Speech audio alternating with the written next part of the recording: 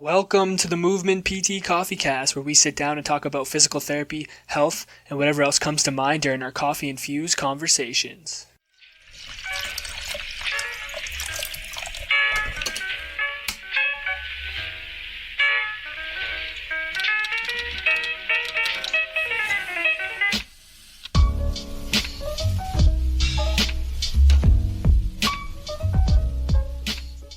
What's going on, guys? Welcome back to the Movement PT Coffee Cast. My name's Dalton, and with me, as always, is my beautifully bearded friend, William. William, how are we doing today?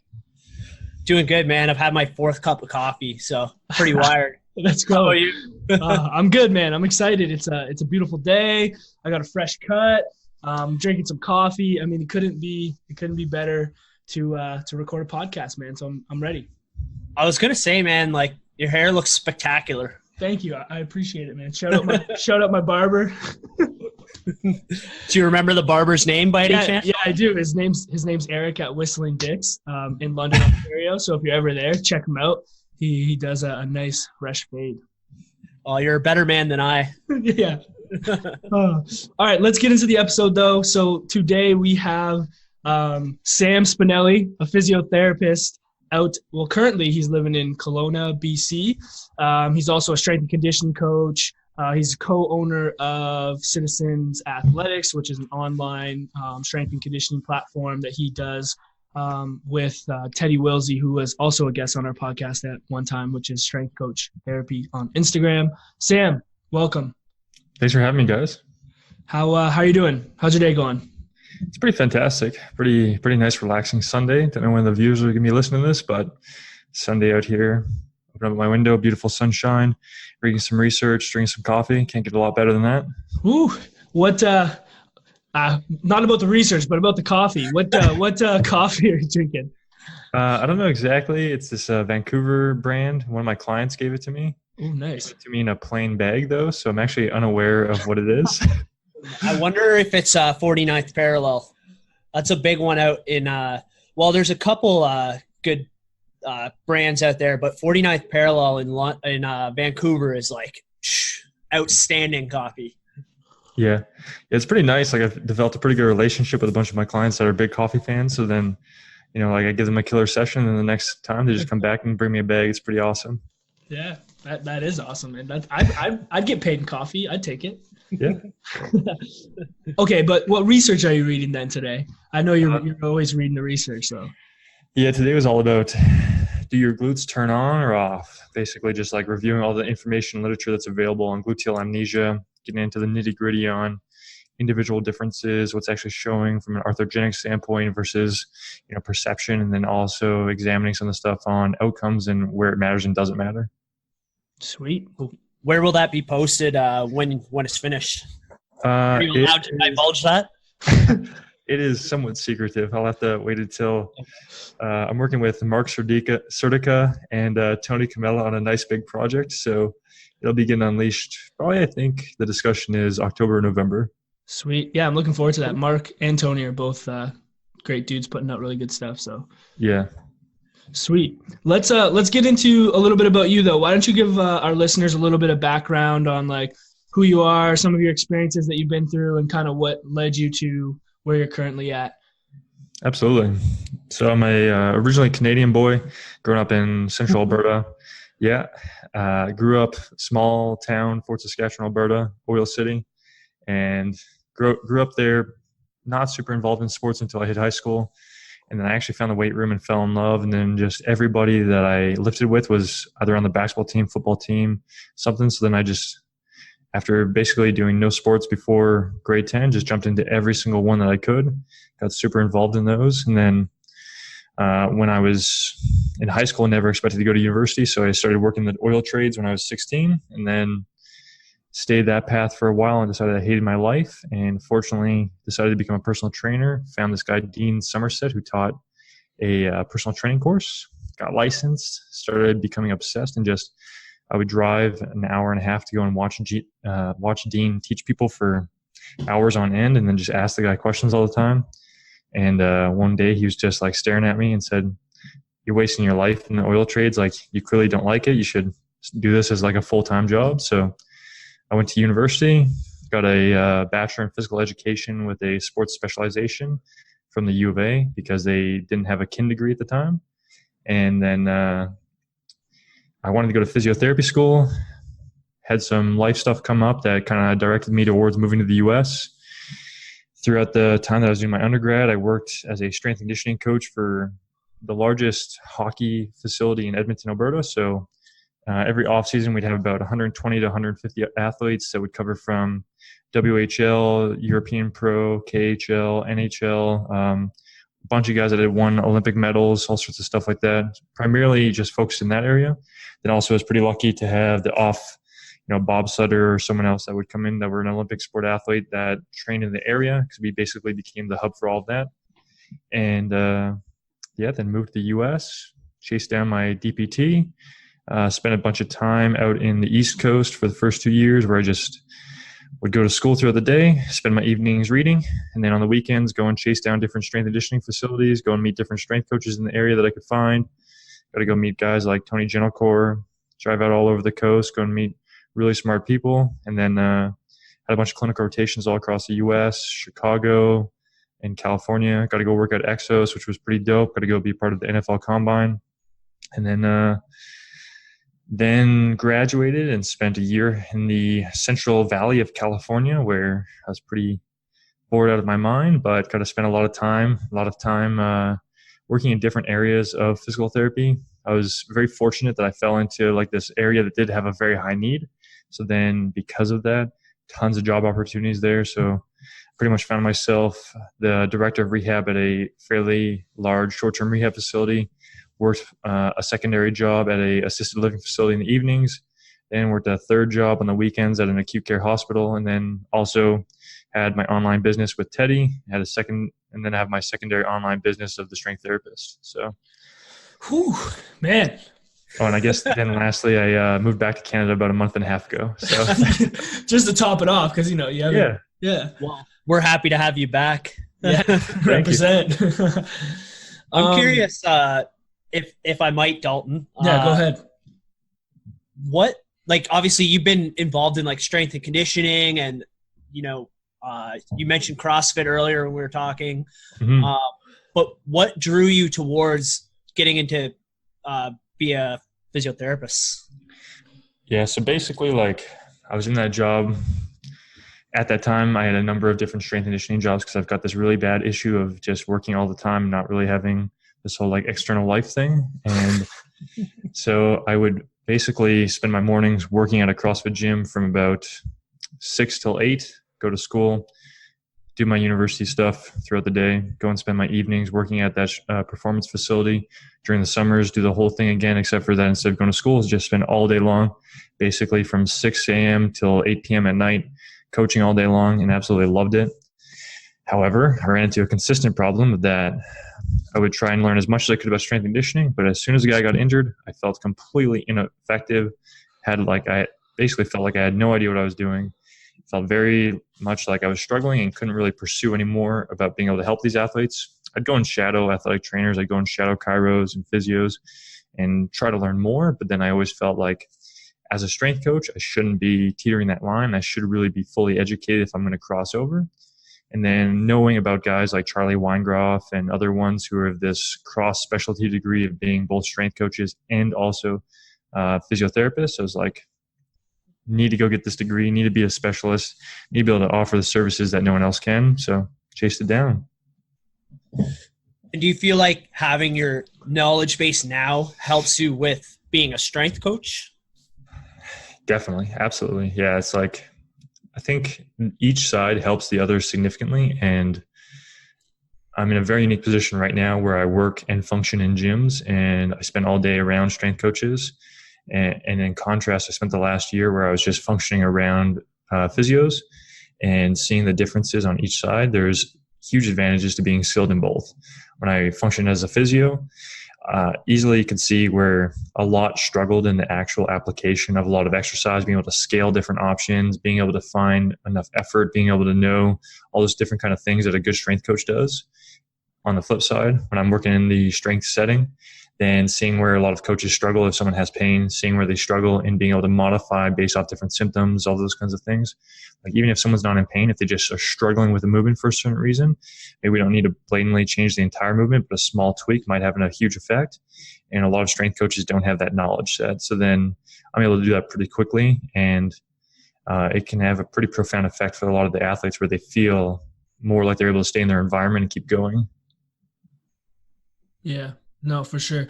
And I know, like, I've always wanted to ask this question to, someone like you or even Teddy that are like have a lot of background in strength and conditioning, and then now in the physiotherapy world, like that training versus rehab thing, and like the difference between it, and driving that like fine line between the two. I know you had posted on Instagram, I don't think it was that long ago, about like your thoughts on the difference between the two. So I'd be interested to hear you maybe just talk a little bit more about that.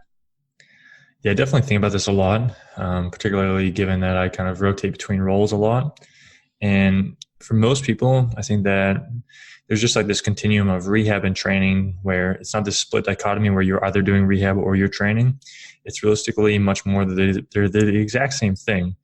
There's just a different goal at the end of the day for each one.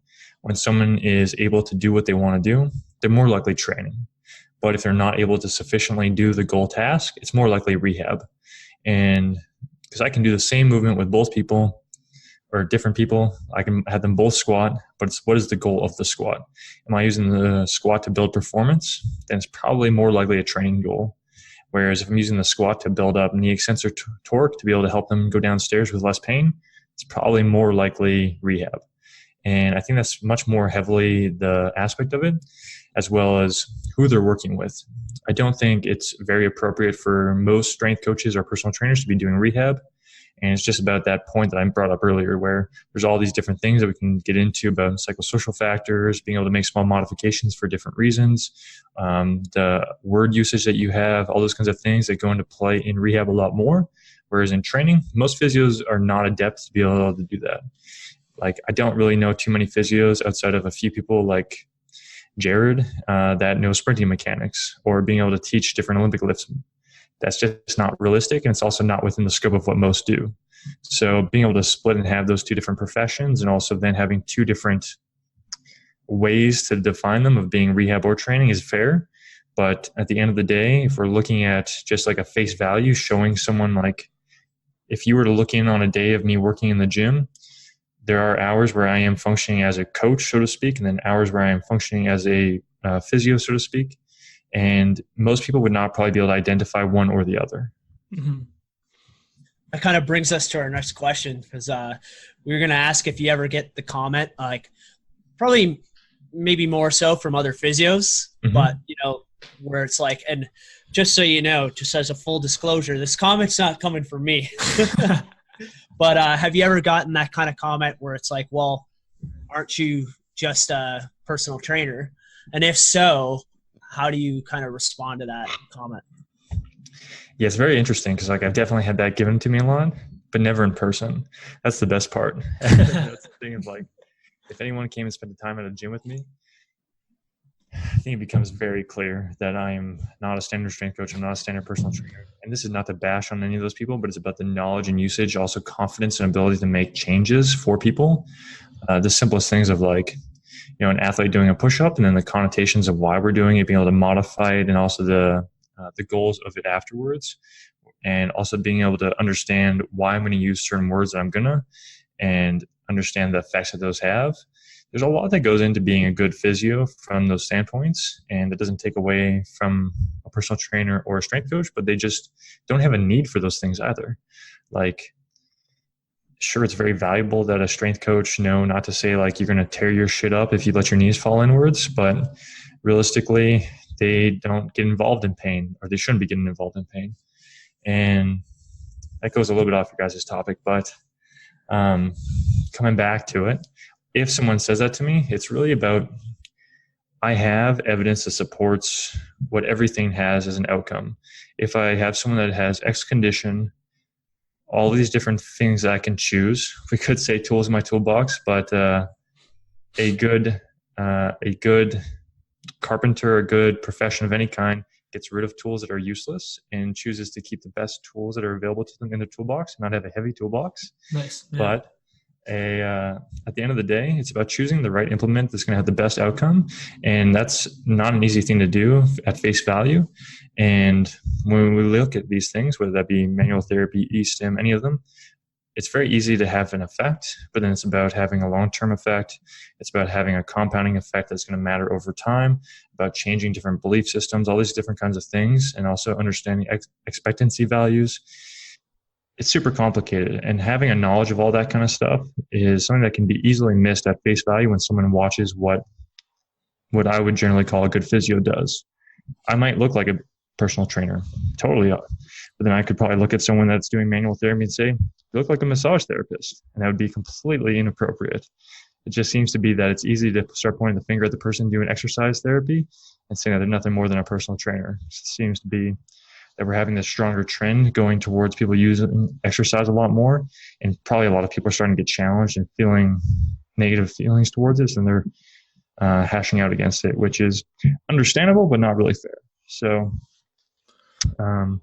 yeah, I'm not very good at handling that. I typically tend to be a lot more mean when it comes to the online world. I'm pretty nice in person, but I can definitely get a little bit heated in that kind of situation. It's a tough one because I feel like there's this weird thing, and I don't know if it's like just ego because, you know, we put a lot of work into like getting the degrees, but it's this idea that we have to like differentiate ourselves so much from other professionals. And so we feel like we need to make ourselves look super different and super unique. Absolutely. When I feel like if we just step back and recognize like our goals are the same, you know, and it's to like maximize the health of the population and the communities that we kind of serve. So it's like, you know, at the end of the day, like it's probably good if you look like a strength coach, and it's probably good if a strength coach has some qualities of a physiotherapist so that we can work together better, you know, and just keep people healthy. Yeah. Money. I love it. Sam, something I wanted to ask you about is just kind of your philosophy around like training or coaching or in treating, just kind of some of the things that you've built over the course of like your career that you use as kind of guiding frameworks for that those types of things. Yeah, absolutely. I think this is one where if I were to go back to that whole rehab versus training thing to a degree, these probably is where things do shift a little bit more. And when I'm looking at rehab specifically, I'm going to be definitely taking into consideration a lot more of an activist approach. So considering, I don't know if you guys have seen like the 5 E's, embodiment and activism, those things. Have you seen that at all? I've a little bit, not super. I'll send you a thing that people can read about it because it's like pretty hard to get into. I actually just did a big write-up for Physio Network on this. So then you can probably have access to that and check it out. Cool. But basically, when I'm functioning in a much more rehab-based setting, I'm going to be looking at the person as an individual and considering a lot more things that we would usually call like psychosocial factors and things that can be highly constraining to that, considering the person's fear to a higher degree, and then also trying to develop general load capacity and not so much specific performance qualities. Whereas when I'm looking at maximizing training and performance, much more heavily focused on the performance aspect. I'm going to be trying to maximize performance, looking at ways to drive that as hard as and aggressively as possible. And unless someone has a distinct psychosocial thing that I'm concerned with, I'm not going to really consider it as much. It's just probably not as relevant. It could be there, but unless something pops up, I don't really have a need to look into it. And I don't want to start trying to find randomness and be able to mistake noise for signal. Nice. How has that kind of developed over the course of like your time as a strength coach and like a therapist? Has it changed like when you originally got into the space to like where you are now? Yeah, definitely. It's changed a lot. I would say that some ways that it's changed are that with my growing knowledge on how humans are very adaptable and taking on more of like a movement optimist approach, definitely shifted away from being as focused on biomechanics, even in the performance side of things. And previously I would have said like an athlete needs to be able to move in this specific manner and that, this is going to be the ideal way for them to be able to have X performance. Whereas instead now I'm taking on, this individual probably has chosen this movement selection option for a specific reason. I might want to try to change that. And I probably use some sort of constraints-led approach to be able to guide and see if that actually takes an effect. But if this person is having excellent performance using their unique strategy, I don't necessarily want to change that. There's a lot of great examples of like high-level runners who have, what most people would close their eyes at for running form, and they just crush it. They're absolutely demolishing it. Same thing with like Usain Bolt. He does not have classical great running form. He has high amounts of knee valgus when he runs. He has an asymmetrical step length, all these kinds of things that a lot of people would probably try to correct, but the dude's killing it, obviously. And trying to change that is probably not an ideal situation for him long-term wise. And that's definitely been a huge thing that's changed across the time that I've been a physio, where I've shifted away from thinking that I need to get people in a correct position for all these different things, whereas it's like I try to change the constraints to guide them in a certain way. And if they're successful, then I'm cool with it usually. Obviously, like if someone is performing a certain movement that I know has this inherent risk, like going into deep lumbar flexion during a heavy deadlift, I'm going to likely pull them back. And that is again where that physio strength coach line might meet, because some strength coaches might allow it, whereas I would say probably very few physios would allow that. And flipping to the opposite side of the spectrum, there's been some times where, as a strength coach, there's things that have guided me to choose different options as a physio, whereas I might consider different movements, different things that are often ignored in the physio side of things to try to help someone more help them more as a physio from my strength coach knowledge. So I was thinking about like what you're talking about with movement optimism and stuff, and what kind of your language might be in comparison to what it used to be. So I was thinking, let's say Dalton comes in, you're getting him to squat, right? Dalton's just got, terrible knee valgus. And when he's going into this knee valgus, he's getting a little medial knee pain. Mm-hmm. So Sam, what I'd like to hear is maybe how you may have approached this before versus how you would go about kind of approaching this now. Yeah, absolutely. So I would say before, I would definitely be, if this was, 4 or 5 years ago, I'd take that person, I'd be like, hey, the way you're squatting is causing knee pain. You've got some damage probably occurring. So let's just like shift you over in this other position, drive those knees out more, fixed. Whereas now it's going to be, all right, you got some pain with that position. Okay, let's just try and push the knees over here and see how that helps things. I try to make it as simple as possible. Like the less things I say, actually, the more I prefer it. If this was a year or two ago, I may have said a little bit more of like, hey, maybe you're a little bit sensitive to this. Maybe X, Y, and Z is going on. I wouldn't have gone to the point of saying that you're having damage or anything like that. But I probably would have tried to have like a slightly different narrative. Whereas now I've found that I really don't need to say a lot unless the person asks. And most people are just cool with it. They just go along. They're like, oh, cool, simple. And it just works really well. Yeah. What's like the key difference there, do you think? Before I would have used like a very heavy, almost fear-inducing model of cueing. If someone had pain, it was obviously that someone was getting damaged and that something needed to change to stop that damage. Whereas now it's just like, in my mind, it's, okay, you're sensitive to X position. Let's change out of that position, see if that feels better. If not, let's keep changing things and seeing how it feels and going down this category of things that I prioritize. And then when we get to a spot where you feel good, now we're going to move on. Externally, I'm saying as little as possible because I don't want to like guide someone to have a belief. And that may lead to me not addressing a belief. But the moment someone says, oh, I don't want to hurt myself or something like that, then I'll step in and start to provide more feedback. But the person might have no idea why I want them to change. They may have little to no input on it. And it's just like a casual thing where I had that arise all the time where someone is doing some sort of movement, doesn't feel great. I just adjust something and we carry on. It doesn't have to be this like whole elaborate discussion that it goes on. So, yeah, I think that's a good point to make because I find myself even getting caught up in that sometimes is just over like over explaining or giving explanations as to why, when maybe you don't even really need to do that if they're not totally concerned with it.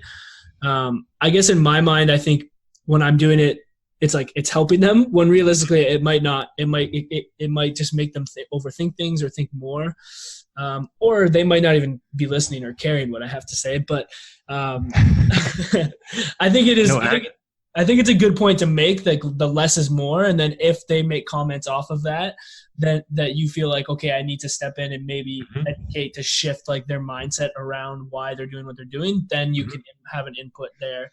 Yeah, and it's really more about, like, at least from my side, reading the person, figuring out what they desire. It's pretty quick to be able to find out when that person is someone that wants to like hear every little detail, and they're going to keep asking about it. So then I just like start off the conversation telling them a bunch of stuff, in contrast to like a lot of people where it's just like I say one or two things and they're good to go to carry on.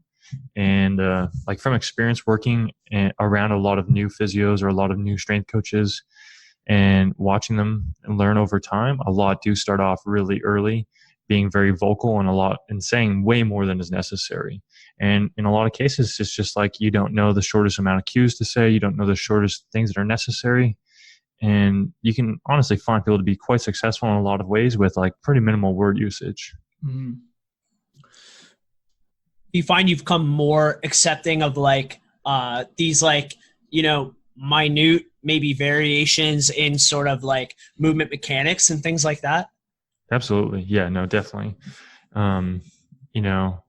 If I'm working with someone, or if I was working with someone 5 years ago and they had what we'd maybe call a butt wink, I would have definitely been trying to figure out how to address that and how to work on that. Whereas now it's like if someone doesn't complain about an issue or is not being vocal that they're concerned about it, I'm going to let be. And I might change things because I'm just playing around with it anyways to see if it improves, but I won't tell them necessarily why. I might change stance width, toe out angle, some of those kinds of things. And if that just like inherently makes it better, awesome. But yeah, I'm not going to be like, hey, you're butt winking, we need to fix this. Whereas in the past, I probably would have said something like that. Sam, butt wink's bad. Yeah, that's what they tell me. I kind of want to talk a little bit about this whole idea of like a bad exercise and like, in your opinion, I'm just like wondering, why do you think this is still exists, or why do we tend to latch on maybe to this idea of like how like this is bad and it shouldn't be done that way because of X, Y, and Z? I think it's a pretty challenging one overall because number one, I think that we have this like societal expectation that there are things that are just bad to do. And it's pretty easy to see that change across different societies. Like if you go to Asia and you watch someone bend forward and do like a stooped lift, most don't think that's a dangerous thing. But if you were to show that to a person in North America, they probably think that's a dangerous movement. So there's like this inherent societal belief system that we've built here versus over there, they probably have the same sort of belief system on different movements. And then you compound that. Most people really heavily latch on to like a post hoc reasoning where they do something, they get pain, and then it's like, well, that's the reason for my pain. Yeah. I bent over, I went forward, and that caused my pain. So now I infer that bending forward causes pain. That's a bad thing. Don't ever bend forward again. And when you combine that with that people have societal expectations on certain movements, it just compounds and makes a much more strong force that people are going to latch onto. That's why, like, you really don't see a lot of people talking about shoulder external rotation causing pain, even though it's just as likely to cause pain on the shoulder than internal rotation. Just not like there's different mechanisms that can be made about it, but a lot of people have been told that like this internally rotated position is bad or that stoop lifting is bad. If you look at the evidence on that, it shows up that, stoop lift is just as dangerous as other kinds of lifting. But how many people want to listen and read about research or consider multiple context situations and get into this like nitty gritty thought process on it? That's not the standard. So, which is understandable. Like if you're an average citizen in Canada or the US, like, are you really going to sit down and read research on it? Or are you just going to listen to what some person told you? Right. Yeah. I think a good point that you made is just like that understanding of pain, and that like, just because you move one way doesn't mean that's what's causing like the damage. Right. Like, I think that's a big thing. And you're right. I don't think the average person is obviously not well read or not considering those things. But I think as a profession, like both as a strength coach and like a physio, like in the physiotherapy profession, is we need to be more on point with like the understanding and communicating those things to the people that are coming to see us, because if they're coming to see us and we're just reinforcing that shitty thought process, like, you know, it's never gonna change. Yeah, I think it's really important for people like you to provide some, you know, nuance into the equation, especially when you have people with a large voice on a big platform who maybe forget to add some of that, you know. And so having someone like you to go on and provide a different perspective, hopefully can start to challenge some of those potentially harmful ideas. Yeah, it's definitely pretty frustrating at times, because I try to be promoting this more nuanced approach, and it is definitely not as flashy and as sexy. And sometimes they don't do very well, and it can be very frustrating after spending like 12 hours working on something and it gets abysmal number of appreciation. Yeah, let's talk a little bit about like the online space. I know you've been posting on Instagram, which seems like for like a long time now, with like the strength therapist and your online website, and then kind of what you just got into with like Teddy. How have you seen like the online space as a valuable avenue for yourself and like other people in like the profession? It can be really rewarding and can be really beneficial for a lot of people, but it can also be very frustrating, because, you know, a lot of the things that the three of us might say are incorrect beliefs, not fully justified, all those kinds of things are probably the things that get the most likes and get the most appreciation online. And it's because a lot of that stuff is fear-based and it sells. Whereas like this movement optimism and context-dependent kind of discussion is requiring more critical reasoning in a lot of situations, and a lot of people just aren't down with that. And sometimes I get super frustrated and super irritated, and regularly consider quitting creating content, because it pisses me off so much. But then I get I'm very fortunate now that I have like a quite large followership, so this happens a lot more often, where I get someone that messages me and tells me about like how much they benefited from something I made. Whereas like at this point, it's like a pretty daily occurrence to where I get one to a few messages of something that I just posted recently. And the person's like, oh my gosh, I had no idea that this was like okay, or that I could do this, or that this explains why I'm experiencing this issue. And sometimes I like don't love the line of reasoning that the person took, but at least it's beneficial for them. But then sometimes people like really read the write-up that I put underneath, where, you know, in the video I might not get into as much detail because I'm just trying to make sure that I don't lose a lot of people. Whereas in the write-up, I try to go like a little bit more in depth on things. And when people start to actually appreciate that and like respond to that part of what I write, then I'm pretty grateful for what I do. And it at least pushes me on a couple more days. Yeah, keeps you from hitting that delete button on your Instagram account for a couple more days.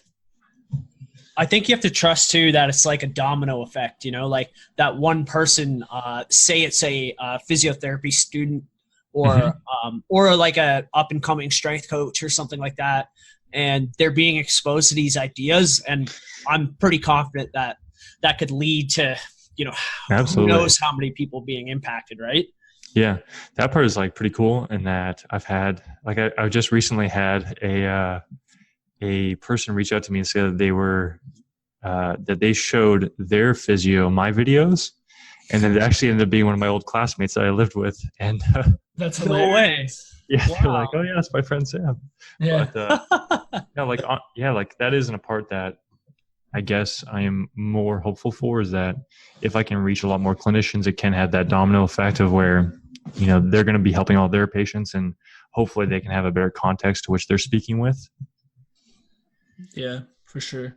The citizens athletics that you're doing with Teddy, I want to talk a little bit about that, because I really like what you guys are doing, and I think it's like really good quality stuff. And what I really appreciate about the most, it's like very a very simple approach, I guess, in the terms of how it's presented. I know you guys obviously probably do a lot of work into how you're structuring and stuff like that, which makes it more challenging. But I think the simplicity of it is very appealing to the general masses. So like, I just kind of want to hear like how you guys got together. What was like the reasoning behind wanting to hop on the online platform with the programming? Yeah, I first got into online training probably like 7-8 years ago. I was living back in Edmonton, and I would have clients that would come and train with me for months to years on end, and then they would move, and then they just wanted me to keep programming for them. And at first it was like I would either do it for free or I'd charge them like a pretty minimal fee and just send them a program. They'd occasionally, like, this is back before we had regular abilities to send videos. Maybe they'd send me this like really sketchy looking video or something, and I'd try to figure out what the hell's going on. But that's how it started. And then over time, when I moved away from Edmonton and I was living in the US, I had tons of people that I had just left, and lots of people that I was coaching for like national powerlifting championships, all sorts of different like high level events, and they wanted to keep going. And so then I just like started working a lot more on that all through PT school. And then I met Teddy through Clinical Athlete, which you guys have had Quinn on here before? No, we're trying to get Quinn on. He's a busy guy. He is a busy guy. If you talk to him, slide her name in there. I talk to Quinn pretty regularly, so I can definitely do that. But yeah, I joined Clinical Athlete like the first month it was launched because I had followed Quinn, and I was just starting PT school. And then Teddy was on there around the same time, and we just like talked back and forth. And then when we both started our Instagram accounts, we just obviously found a pretty strong trend between one another. And then we had talked back and forth about just like general stuff, nothing specific to online training. And then I was out in San Diego for a clinical rotation, hanging out at Brett Contreras' gym a lot. I would go out there on a pretty regular basis. And then Teddy was coming to town and he asked to hang out. So we actually like met at Brett's gym. And if anyone ever meets Brett, you'll quickly know that he is not great with timing and pretty rough with his own schedule. So he had said like, hey, let's meet at whatever time and we're going to train and hang out afterwards. So then Teddy and I both show up at the gym like 20 minutes early, and he comes over, he's like, okay, so I forgot that I actually have this thing for 2 hours, and how about we train afterwards? And we're like, sure, whatever. So then Teddy and I just hung out for the next 2 hours waiting around for Brett. And over that time, we just like talked about how we each try to do online training. We try to help as many people as possible, but we feel like we're, not able to reach as many people as possible. We have a lot of people asking about like training programs for X, Y, and Z, and we're not able to fulfill those needs. And how could that possibly be done? And at one point, I was like, man, you ever want to do something, let me know. And that was like the end of the conversation. And then like a week or two goes by and Teddy calls me and all he says is, let's do it. And that was probably, I think that was in January of 2017. So then the next like 8 months, all we did was just plan out programming. We spent probably like an hour or two every week on the phone, and then another couple of hours just like planning out a 6-month progression that we were like, this would be like the dream situation if someone spent their time working through this. And then, found a software to allow us to put that in and started advertising it, and it did pretty good. But then over time, we started to see like issues would arise through like the online platform of it. And then we're like, okay, well, how can we improve this? And I think that's something that I really appreciate with Teddy, is that he is always wanting to make it better. And that's something that I always want. That's something that we've always like agreed upon. Obviously, there's the similarities that we have of being physios and being strength coaches and those kind of backgrounds, but also the desire to deliver the best product possible so that people have the best benefit. And like him and I are both willing to sit down and answer questions for people that send us things through our messaging platform and try to make changes within the program to the best abilities that we can to make them have the most benefit possible. And then we take track of what those requests are, and we try to think about how we could make that more feasible for the person so they don't even need to ask us next time. And that's where like in the software, we have these different things that are like called client resources, where it's like, how can I modify this movement because of X, Y, and Z? And then we've built out like a list of different options for the person to try and do that. And then the person has a need for X, Y, and Z, and we try to provide all these different resources so that the person's going to be more successful and not even need to wait for us to respond. Nice. So like, I have no problem responding to someone, but if I can make it so that they can just like be successful right off the bat or whatever may be possible, then let's do that. And then also in the programming, we've tried to continually update it, and we're going to be doing a lot more of that in the coming months with like basically planning to restart things in a way, in that we've seen that there are ways that we could have chosen certain movements slightly differently to just have people be more successful through a non-in-person coached format, and it would make no real difference for the results. And so then we want to try to keep picking selections like that to then allow so that the person is going to inherently be more successful in that online format. Yeah. So who can benefit from it, and who, how can they kind of like get to citizen athletics?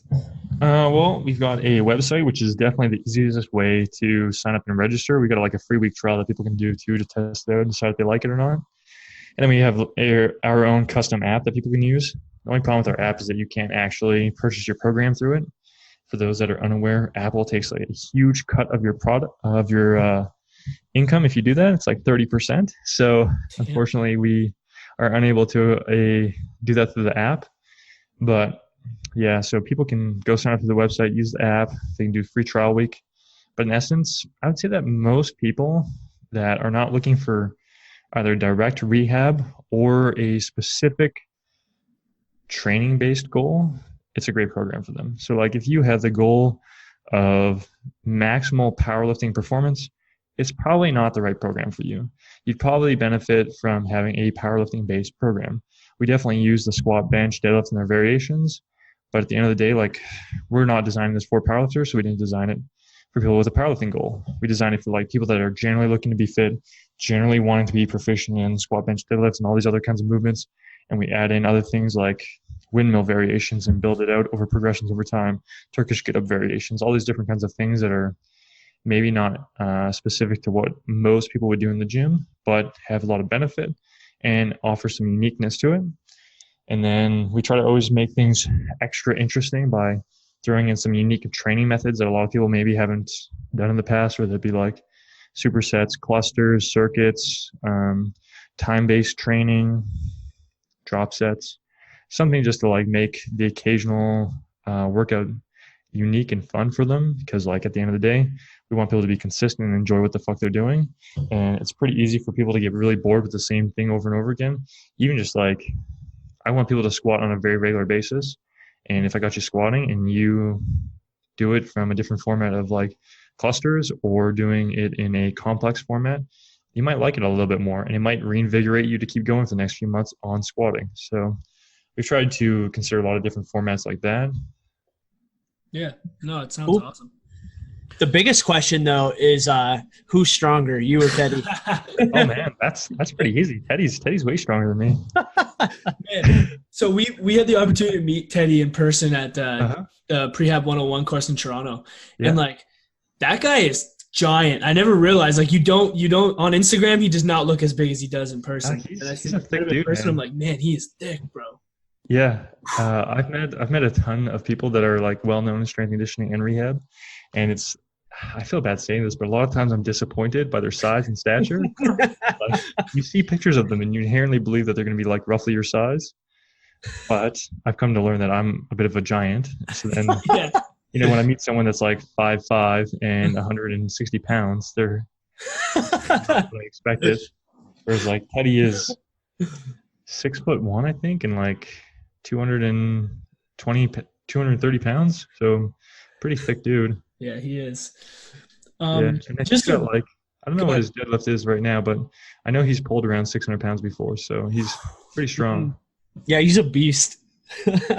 Just to like round out the conversation, Sam, one thing that I've noticed like over the course of this conversation is just how much networking you do and how many opportunities you've created for yourself by the sounds of it through like mentorships and just giving free time and seeking out other people. And some of the names that you're throwing around like are big time people in the space. So I think we have a lot of students, and we have, some new grads and people that are listening that might want to be putting themselves out there. How do you go about doing that? And what would be like your advice to them if they're trying to go and do some mentorship? I think like if your legitimate goal is mentorship or learning from someone, getting off a traditional social media platform is going to be beneficial. Like if you want to go and meet someone or talk to someone, something like that, email is, I think, a little bit more intimate and a little bit more preferred. Like I get tons of messages from students on Instagram, and some are about coming to meet me, some are about coming to follow me. I've had people do that when I was back in California before, and they would message me like if they're driving through where I was living, if they could come have a coffee, something like that. And I don't have a bother with it, but I know a ton of people that do. And it is definitely a little bit nicer when I get emails, because especially like recently, just this last week, I've had like 3 people email me about coming to shadow me for a day, and they are able to provide a little bit more context about what they're looking for, those kinds of things. Like I appreciate that. And I think that that's what I did, because, I did most of this before Instagram was a thing anyways. So then I was emailing people, trying to reach out in whatever way I could. And if someone didn't respond by email, maybe I would go to another step if it was something that I could make happen. But usually people are pretty responsive with emails, at least in the past they were. And most people, if you're able to find a way that it doesn't directly take away from them a lot, they are very accommodating. Like if you want to take someone away from having free time, they may be somewhat resistant. But if you're going to make yourself fit into their daily schedule, like go and shadow them while they're working, it's pretty rare that I've ever seen someone say no to that. And at least in my experience, once they get to meet you once and then you want to have a coffee with them, they're definitely way more open to it. And that's where I've been very fortunate, I think, is like I try to offer to help people or to just like come and be out of the way and meet them at first and then build that relationship further. Like Dean, I went and paid for a course to go and watch him, and then I asked to just shadow him, and eventually gets to this point where now we're friends and I can go and have dinner with him. You look at a guy like Tony Genocor. I met him through Dean. I paid for a course to watch him. I then went to school in Boston area, and I would just go and shadow him work. And now I'm able to go and see him for private interactions. And then, I was living in San Diego, and I reached out to Brett Contreras, and like I'd known him briefly online, but nothing like strong and formatted. And then I knew that he was trying to build a gym, and I was like, hey, I will come and do manual labor for you. I will help build your gym in whatever way you need. And he was like, okay. So then I went and did that. And then it was like, hey, let's hang out all the time. And it's about like putting yourself out there. And definitely, I will not lie, there have been people that have said no to me in the past. There are tons of people out there in the industry that have not responded to me. A lot of people that I do not have a relationship with for a wide range of reasons. But the people that I do are fantastic human beings and people that I really appreciate. So sometimes it's hard to put yourself out there and have no said to you, but for the ones that do say yes, it's definitely worth it. Yeah, for sure. I think it's kind of expected that you're probably going to get hit with a couple no's, and you just got to move on and, continue to seek out those people that are willing to give you some time. I like what you said about adding value, though. I think that's important. Trying to find ways that you can add value to the person that you're seeking out and not taking time away from them is a big thing that me and Will have even realized as we've done kind of similar things in the past with like trying to do mentoring, getting some mentoring, or just going and shadowing, things like that. So it's a big point. Yeah, I think also like you guys probably have done this or like had this done to you and then followed up on it because you seem like good people. But something I've noticed is like when someone provides me with information, I follow up and try to apply it or use it and then demonstrate that to the person, because then it like makes them feel like whatever they're doing for me isn't a waste. On my part, I've had, I don't know, probably a couple hundred people at this point come and shadow me in different formats, whether it be strength coach or physio. And lots of times they'll ask me questions or ask for things that they should go read, etc. And then I see them later and learn that they did not do any of that. It's like pretty irritating. And at that point, I've like somewhat checked out on wanting to help them as much, because like basically they're wasting my time. And on my part, if like anyone told me I should go read X, like to this day, I have lots of friends that send me papers that they think I should read.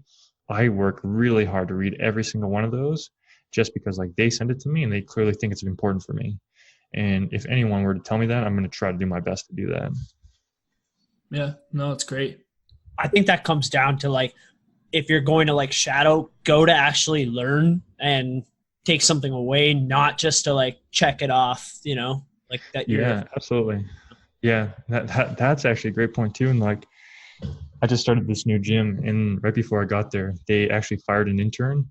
And one of the comments was, he was there for a week, and during that week, they gave him a notebook on day one, and they said, write down whatever questions you have, and we'll go through them at the end of the day.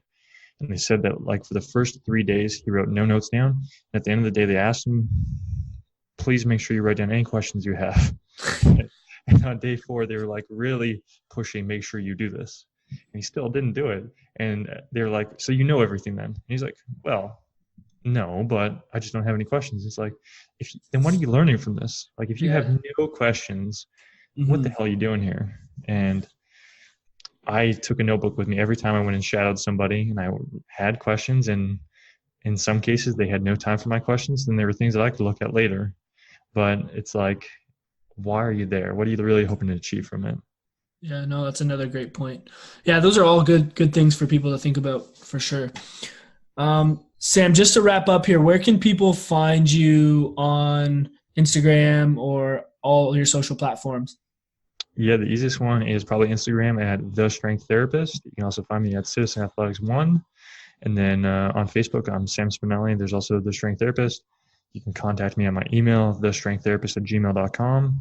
Take tons of emails, try to respond to every single one the best degree I can. You got questions about being a student, about being a practicing clinician, whatever you got, I'll try to answer.